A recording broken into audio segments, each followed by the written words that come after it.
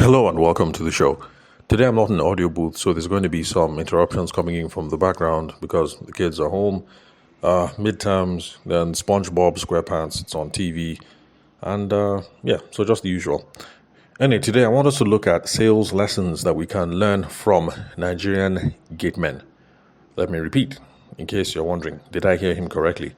Yes, you did. Today we're going to look at sales lessons that we can learn from Nigerian gatemen. Now, for those of you who are not Nigerian listening to the podcast, you're wondering, who is a gate man or what is a gate man?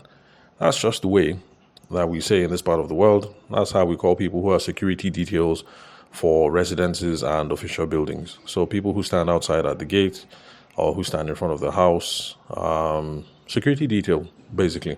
Now, normally, these are salaried individuals and they work in shifts so that houses and buildings can have 24-hour protection. So that is who a gate man is. Now, why are we talking about this today? The reason why we're talking about this today is because recently, the gas in my house finished. Gas finishes every day, so it's not a problem. When I say gas, I mean cooking gas. Now, the problem was, this was about 10 p.m. at night. And I had just been coming back from a gig because I was providing media coverage for the British Council. They were having a welcome back session for Commonwealth scholars and Chevening scholars. And it was at the Deputy High Commissioner's residence in Maitama. And I had been out all day. So, of course, wifey got back. She was with the kids, doing some cooking. And then the gas ran out. And so, the whole thing now coming back from the gig was already like around that kind of 10 p.m. Now, of course, I was now wondering, what are we going to do? Because the kettle just stopped working. I took it to get fixed, and the problem was the heating element. And the kettle that I bought was the old kettle was a Binatone, one of these big Binatones, maybe like 2 liters, like massive keg. But the heating, the what's it called? The heating element is inside the body of the kettle. So to replace it, you have to destroy the kettle. So basically, we have to buy a new kettle. And of course, I was like, I beg, we can just boil water on the gas. I'll worry about the kettle another time. So, if there was going to be any way for wifey to get to work and for the kids to get to school on time, we need air gas. Because for me, I always have my bath with cold water. I've been having a bath with cold water since I was in secondary school. And sorry about that. It's a good thing I warned you guys anyway. One of the kids just came in. Where was I? So I've been having a bath with cold water since secondary school now. So, boarding school, Hamatan, the cold and everything. So you just get used to it. But every time I insist that the boys should have a bath with cold water, sometimes it's fun, sometimes it's a nightmare because they're screaming and everything. So, summary, all I'm trying to say is I needed to find gas at 10 p.m. in Abuja at night. I needed to find gas. So I messaged one of the neighbors now, like, I beg, how far? This is my situation. And he told me that we can buy gas at the neighborhood garden. And I was like, the garden? He said, yes, no. I said, where they go and drink and they dance and everything? He said, yeah, that same compound. But before you get to the drinking part. I said, okay, no problem. So I went there now. So as I entered the compound, as I drove in, the security guys were very rude, as security people can be sometimes. But I just freed them because, it's their way. That's just how it is. Then I asked them where the gas person was, where I can buy gas. And all of a sudden, their greetings changed. They started greeting me, Sean, sir. You do the salute thing, slam your leg into the ground. Sean, sir, bam. Your boys are loyal, sir.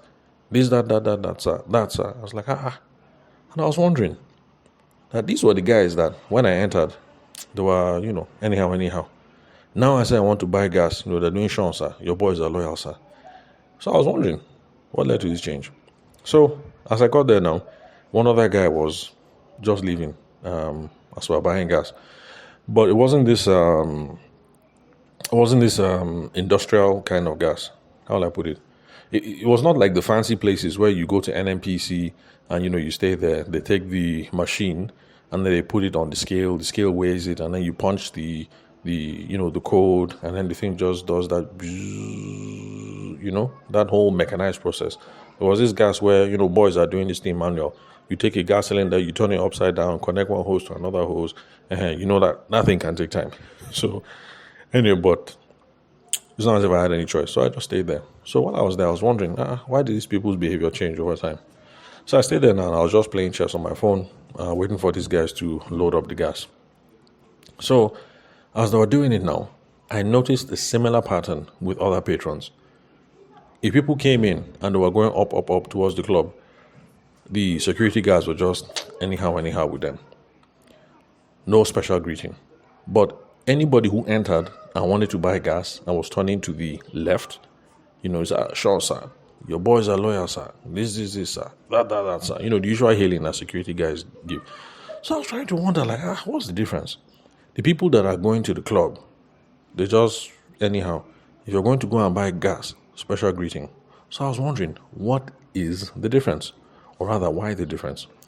Now, this is my guess after a while, because I didn't ask them why they were greeting us differently. My own guess is the people who come to the garden, down, that's the alcohol part. My guess is they spend all their money on drink and on women. So on the way out, there's no money. So there's no point in greeting them. Sean, sir. Your boys are loyal, sir. Your Excellency, sir. All those greetings. Because if you greet those ones, you won't get anything. So no tip on the way out. Also because for the garden, there was a big sign there, POS inside. So that means you don't have to carry cash. You can go there and, use your card and swipe and pay. Then, although it makes me wonder, if you don't have cash, how do you pay the strippers, the adult entertainers in those kinds of establishments? I just wonder how you pay them if you're going with POS. Anyway, but for those of us who are coming to buy gas now, POS was not possible. Because when I went there, the first thing I asked the guy, I told the guy, look, bro, I don't have cash. You guys have POS? He said, no, for POS, go and meet Malam over there. The guy has POS. I said, which Malam? He said, that was I want. I said, okay. So we had to go and withdraw cash. So if you enter the compound and you turn left, you can't pay by POS. So that means that you need cash on you. So anybody who says they're going to buy gas, that means the person is going to withdraw cash. So people who are going to go and buy gas, anybody who enters the compound and turns left, the person needs cash. Either has cash or is going to withdraw cash from the malam. Now that is my guess. And I think that that's the main reason why anybody who entered and drove straight, the security men will just, anyhow with them. Because you're going to go straight, you go and buy alcohol, you buy pepper soup, you watch the strippers, and you pay with POS, and then you leave. There's no cash. But then, people like me who entered and who turned left needed to have cash to pay for gas. That's my guess. So, if my guess is correct, the lesson we can learn from how these gate men were behaving, by the way, I'm not endorsing this kind of behavior because I think we should be respectful to everybody. But we have to see that, look, there's a lesson that we can learn here. And this, I think, is the lesson. The gate men in this garden, for whatever reason, they have figured out who their ideal prospect is. They've figured out who their ideal customer is. They know who is going to tip them. They know where their daily bread is coming from. They have figured it out to a T. And for some reason, they know that it is people who enter and who buy gas. But it's not people who enter and who go to the pepper soup and stripper side. So, because of that, the gate men, they spend their time and their energy executing their sales script only on the ICP. So if somebody enters and goes straight, ignore. If somebody enters and turns left, you say, Sean, sir, your boys are loyal, sir. Your Excellency, sir. God will progress you, sir. All that greeting. Now, this is something that we should all learn. I'm not saying we should go around calling our customers, Your Excellency, or saying, Sean, sir, or that your boys are loyal. I'm not saying we should be engaged in that kind of behavior. But one lesson that we can learn is we should stop trying to initiate contacts with everyone. We should only be initiating contacts in business that we think have the highest probability of good outcomes, because that is what those security people were doing. If somebody enters and goes straight to the alcohol and stripper side, chances of getting money, low. But if somebody enters and turns left to the gas side, chances of getting a tip is high. So they were engaging with people where they have the highest probability of a good outcome. And that's what we should be doing with our businesses. So no matter the business that you do, you need to have a clear idea of the best kind of people that lead to positive interactions. When I say positive interactions, what I mean here is a closed deal and some money in your bank account. And spend the most time initiating contact with those kind of people and then ignore everybody else. Because those security guards have figured out, for some reason, that if you do shansa to everybody who drives into the compound, your knee will be paining you. Because every time you do shansa, you slam your foot on the ground. And if you do that for the whole night, you're just going to be getting knee pain. It's probably not worth the effort. But if you do shansa to the people that have the highest probability of giving you a tip, whether 500 or whether 1K or maybe 2K, if he's a bigger boy who enters into the prospect, or a bigger babe. Although I don't think if you're a decent chick, you should be hanging around those kind of places at 10 p.m., 11 p.m. at night. That's just my thinking. Where was I? Anyway, so basically, they are looking for people that have the highest probability of good outcomes, and that is what we should be doing as well. Who are the people that when we interact with, it most likely leads to a good outcome? We need to focus attention and pay attention to them. Now, this is another lesson that I think we need to learn, and it applies to most of us. None of us who were there that evening dropped money that night, because there were 3 patrons while I was there. So it was around like that kind 10 p.m. When I was driving in, one person was going out, so that was 2. While I was there, one person came to come and drop gas to fill after me, so that's 3. So even though the first 2 people, the guy leaving and me, didn't drop money, it didn't stop them from saluting the 3rd patron. They continue to execute the script because these gate men have figured out that sometimes it works, but sometimes it doesn't work. But over time, the math is going to add out. Now, let's look at it this way. If 6 people come every night, it's possible, because while I was there, in 30 minutes, 3 people came. Let's say 3-4 people. Because as I was going out, another person was coming in. So in 30 minutes, 4 people came. By the way, it got me wondering that what is it with young men and not buying gas on time? Because I didn't see a single woman coming there to fill gas. All of us were young men. So I guess maybe women pay better attention to these sorts of things. So you will never catch a woman stranded at 10 p.m. at night looking for gas. But, was all young men. Anyway, that's a question for a sociologist.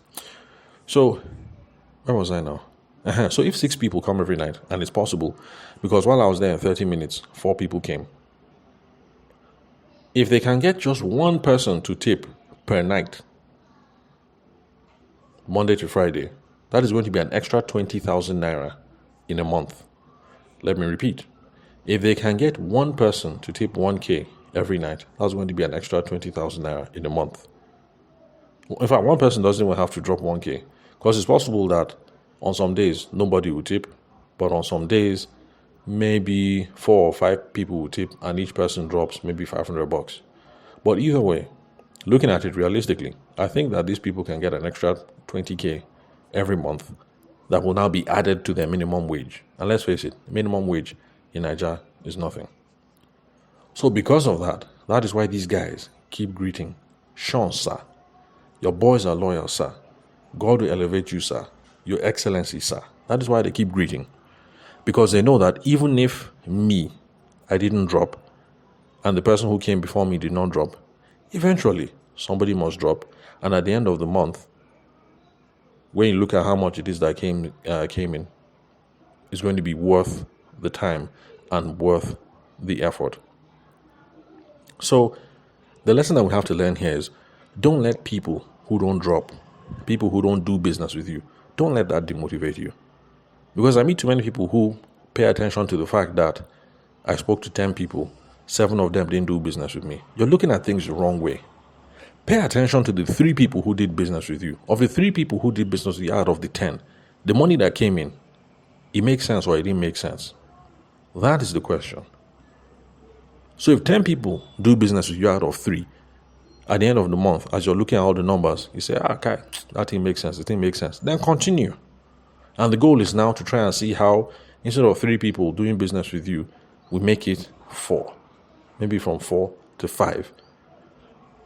But for some reason, too many of us pay attention to the 7 that we didn't close. That's the wrong way. Learn from the security guards. They keep saying Sean sir. If they're looking at those who didn't drop anything, they will not be doing Sean sir. But they know that for the people that drop, at the end of the day, the thing makes sense. So that's the question you should be asking yourself. And that's another lesson that we need to learn. At the end of the day, at the end of the week, at the end of the month, at the end of the quarter, we need to look at the math and say, this math, is it mathing? Is the thing making sense? That is what will determine whether it is that we continue executing. Because the truth of the matter is, and the basic math of business is, there is no 100%. There is no time that will come that you will talk to 10 people and you end up doing business with all 10. And I'm here to warn you that if you talk to 10 people and end up doing business with 10, it actually is a sign of a problem. It's a sign of a huge problem. The typical problem is, if you talk to 10 people and end up doing business with 10, it's not that you're a solid salesperson. No. One of the problems is that it means you're leaving money on the table. People can see that, this thing is a huge deal. And so because of that, they want to tap in immediately so that they don't lose out. So 10 over 10 is not possible. And if you're one of those people who is doing 10 over 10, it's a sign of a problem. Different problems. But number one problem is you're too cheap. Because think about it. Somebody's only going to buy when there's a need or a want, or they can afford it, or there's a sense of urgency. And statistically speaking, it is impossible for you to talk to 10 people straight and each one of them has a want or a need, each one of them can afford it, and each of them has a sense of urgency. It is just not possible. There are some people who will have the money, but they don't want it. There are some people who will want it and they need it now, the sense of urgency, but they can't afford it. The chances that you will run into 10 people straight, each of them has a want and a need, each of them can afford, each of them has a sense of urgency, statistically it's impossible. So if you're one of those people that your closing rate right now is 100%, as in you talk to 10 people, you close all 10 deals, there's a problem. You're too cheap. That's why people are rushing you. They're like, for all this value, we only pay so and so. I don't believe it. That's why they're rushing you. You're too cheap. Friction is a normal part of the sales process. We just try and minimize the friction. So, where was I? Before I lost track of my thoughts. Anyway, basically what I was just saying is, don't pay attention to those people who are not dropping or who don't demotivate you, who don't pay you. Don't let that demotivate you. So you talk to 10 people and 3 people do business with you. Focus on the 3. Did the money make sense? Why did the deal close? What have I learned? What feedback can I take and use and replicate that in future interactions so I can get better? Ignore the 7 that didn't buy. So the basic lesson today, looking at Nigerian gatemen, is this. Determine your ICP. Determine your ideal customer. Determine the people that you want. Determine the people that you're chasing after. Determine the people that have the highest probability of giving you money or for making that deal close. Once you determine that is step 1. Number 2, come up with a sales script ahead of time that you can execute all the time so that you don't have to think, so that it's reflex. Because for the security guards, they were sitting, they were gisting, they were playing, Ludo. But once somebody came, they all executed the same script. You stand up, you salute, lift your knee, you slam it down. Bah, Sean, sir. Boys are loyal, sir. Your Excellency, sir. This, that, sir. That, sir. Like clockwork. And that's how we have to be too. Now, of course, I'm not saying we should be mindless. Because for those of us who are in complex sales scenarios, you're selling a service, eventually you're going to have to engage in some conversation. So you're not going to be, it's not going to be robotic or mindless. Let me just put it that way. Because if you sell services, you have to have a conversation. Even if you don't sell services, but what you sell is fairly complex or fairly expensive, maybe like a car, for instance, or a house, eventually you need to have some sort of conversation with the person. So that's the second thing. Come up with your sales script ahead of time so that when that opportunity presents itself, when the person shows up, you will execute it. Instead of thinking, what am I supposed to say? Because for those security guards, if they wait every single time somebody comes into the complex And then I'll start trying to figure out, what do I have to say to get a tip? What do I have to say to get a tip? I mean, how successful do you think they're going to be in eking out a tip? But then they figured out that if I stroke people's ego, if I salute them, if I, whatever, then this raises the chances of me getting something. But basically, what I'm just trying to say is they agree about what the sales script is going to be ahead of time, and everybody executes. So it should be the same way. Then please remember to execute always, whether it works or it doesn't. That's just life. That's just business. If I go for 10 business meetings or 5, it doesn't mean all 5 will close. If I go for 10, I close 2. Glory be to God. Why did those 2 work? What have I learned? What can I carry over into the next? For me, it's not about the 8 I didn't close. It would be nice if I had closed the other ones, but, it's just one of these things. You win some, you lose some. You win, you lose, you learn, and then you get better. That's how it works. And just remember, the basic math is you will always lose more than you win. It's just that the things you win on more than make up for the rest. I mean, look at Warren Buffett, for instance. I mean, of course, that's not sales. But somebody said, if you want to look at it from a mathematical perspective, somebody said he actually is a crappy investor because he has lost on 60% of his trades. I mean, who cares? He has lost on 60%, but look at how rich it has made him. It's just one of those things. Another person has pointed out in sports, like pick your favorite football star. Let's say Messi or whoever. Go and check shots on goal. It is atrocious. In fact, I tell my former flatmate, Aibe, because he's a football guy, Aibe Dangana, he likes to watch Arsenal. So I used to tell him those days, because he would say, this our guy, blah, blah, blah, they're paying him so million. I'll say, what? How many million? And this guy played a whole game. He only scored 1 goal. I used to tell him, look, if it was me, people are paying me all this money, £100,000 a game, I'll be £100,000 a week or something, but basically millions of pounds I will score like 10 goals every single match. Now, of course, you guys know that that's unrealistic. Because in football, or in investing, or in business, it's just one of those things. You're not going to score every single goal every single shot on goal is not going to result in a goal scored. That's just life. So please, let us stop being turned off by the ones that don't close.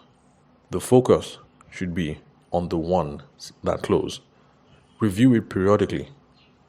And then ask yourself, this business, this hustle, is it worth continuing? Is this math adding up? If the math is adding up, continue. If there are learnings that you can take, continue. Take those learnings. So that's it pretty much. And that is the lesson that I think we can learn from Nigerian gate men. So if you'd love to connect with me for a business audit, a strategy session, or you have questions that you'd like me to answer, then connect with me on WhatsApp. The number is 080-6466-2140. The country code is +234. Or you can connect with me on LinkedIn. The name to look for is Tavishima Ayede. I also have a YouTube channel in case YouTube is easier for you. So that's it pretty much. Thank you very much for your time and attention. I'll catch you guys at the next episode.